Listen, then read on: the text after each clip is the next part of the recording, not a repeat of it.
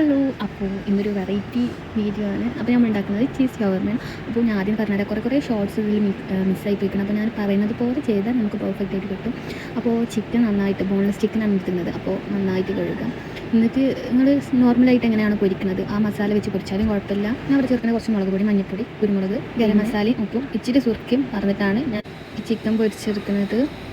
നമുക്ക് വേറെ എന്താണ് ഷവർമ ഫില്ല് ചെയ്യാനുള്ള ഒരു മസാല ഉണ്ടാക്കുക. അതിക്ക് വേണ്ടത് ഒരു ഉള്ളിയും തക്കാളിയാണ്. അപ്പോൾ ഉള്ളി നല്ല നീളത്തിൽ സ്ലൈസായിട്ട് അരിയുക, തക്കാളി കുനുകുനായി അരിഞ്ഞാണ്ട് എടുക്കുക.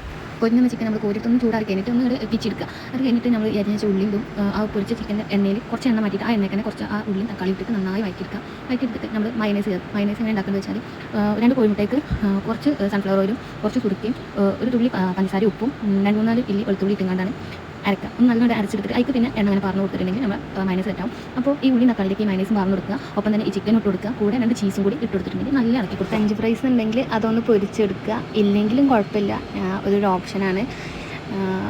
ഞാനും ഫ്രഞ്ച് ഫ്രൈസ് എടുത്തിട്ടുണ്ട്. എന്നിട്ട് ഈ ഒരു ഇതിലേക്ക് ഫ്രഞ്ച് ഫ്രൈസ് ഇട്ടിട്ടും അത്യാവശ്യം നല്ലതിൽ അടക്കുക. എന്നിട്ട് എന്താ റെഡിമെയ്ഡ് കുബൂസാണ് മേടിച്ചത്. ആ കുബൂസിലേക്ക് ആദ്യം നമ്മൾ കുറച്ച് തക്കാളി സോസ് പാരും. ഞാൻ മയനൈസ് എടുത്ത് വെക്കാൻ പറഞ്ഞു. മയനൈസ് ഉണ്ടെങ്കിൽ അതിൻ്റെ മേലെ പരത്തി കൊടുത്തിട്ട് പിന്നെ ഈ ഫില്ല് നിറക്കുക. അപ്പോൾ ഇത്രയേ ഉള്ളൂ. ഞാൻ പറഞ്ഞത് മനസ്സിലായോ അറിയില്ല. ഇഷ്ടപ്പെട്ടൊന്ന് ലൈക്ക് ചെയ്യുക, സബ്സ്ക്രൈബ് ചെയ്യുക. അത്രയേ ഉള്ളൂ. ബൈ.